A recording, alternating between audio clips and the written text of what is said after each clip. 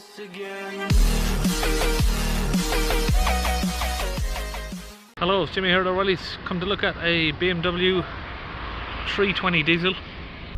Okay, now surprisingly this doesn't have any lights on, but I think the customer has been clearing some of the codes. He's a bit of a mechanic himself, so the turbo failed on this car and he's fitted a new turbo to it, but obviously the vehicle is struggling to rev, so if I rev it up,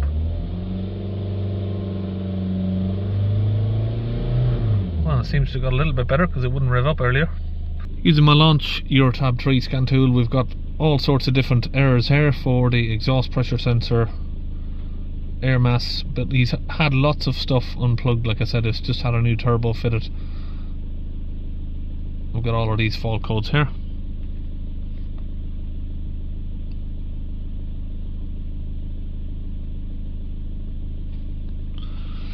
Right, let's go back to live data.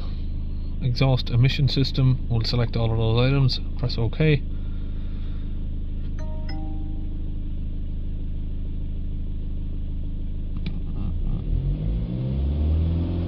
Hold the revs up to 3000 RPM if we can there.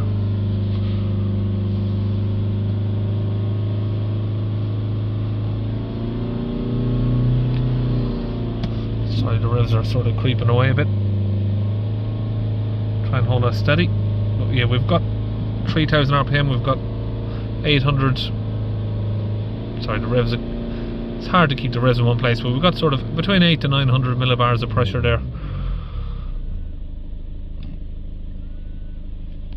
Okay, so we're just going to open the bonnet.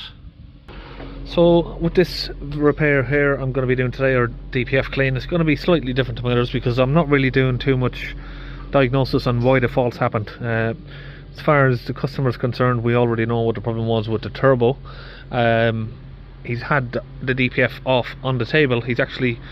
I've told him to put the DPF back on the car because he's literally taken the DPF off, put it on a table and asked me to come and clean it on the table, but I don't have a machine for that. So it's actually, why put it on a bench and connect it to a machine that's going to push some air through it with the fluid when your engine can literally do that for you? So let it be on the vehicle.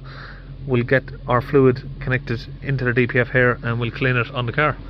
So if I just come in here, right there we have the exhaust back pressure sensor, this one's called. So it's a single hose. If we give it a little bit of a pull there, we should be able to just get that hose off. They're not very tight, these ones. There we go.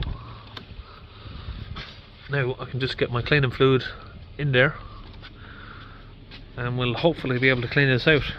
So I've got this fluid from Launch UK, I've got about a half a bottle here, and I'm going to put this into my gun here that comes from Launch UK as well.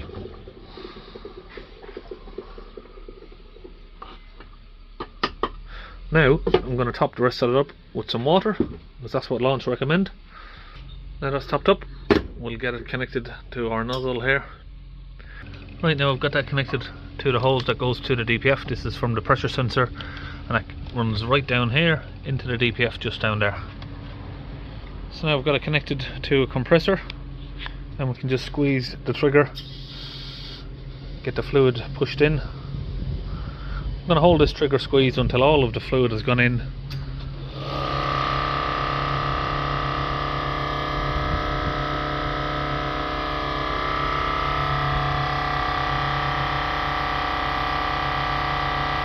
Okay, back in the car, let's get it started up. Vehicle is now started. What we're going to do is we're going to put this on a chart. We'll hold the revs back up again,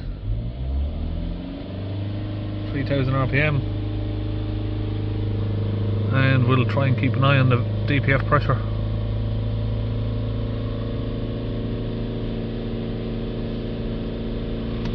Again, it's really hard to keep the revs, it's getting closer to 4000 there.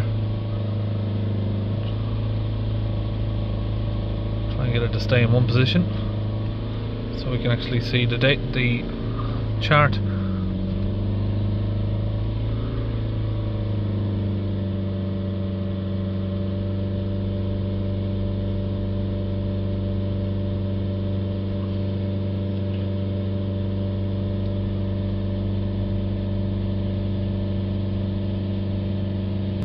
So it's evened out a little bit there at about 150 millibars. It's still a little bit high. Let's let it idle down. Yeah, borderline. So we need to get it slightly lower if we can. Idle is fine there, that's fine. But on revs it needs to come down a slightly little bit more. So if we got it down, say 60 millibars, something like that, would be fine. Okay, after a bit of a test drive there, it's come down to 45 millibars. And idle is sitting at 0.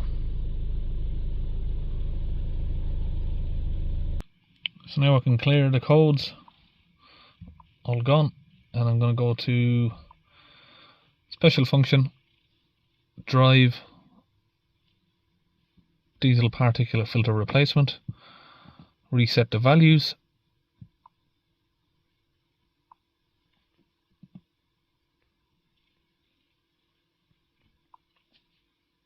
that's done. Now if we come back to the live data again, we'll select all of those items.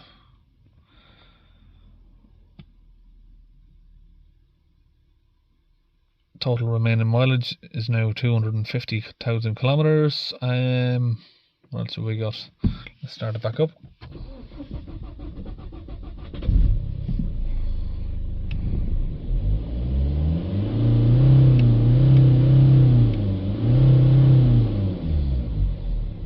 It's actually come down maybe a little bit too low, but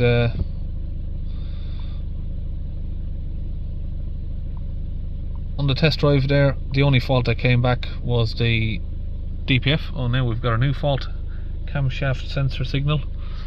I did hear it struggled a little bit to start there. He said it's just had a new cam belt as well, a new cam chain, sorry. Okay, noticed when I was driving it that it's making a little bit of a hissing sound from that clamp down there, so I think that's going to need a new seal on there, a new clamp maybe. That's it. Anyway, the DPF pressure is reduced, and I'll see you on one of the next videos.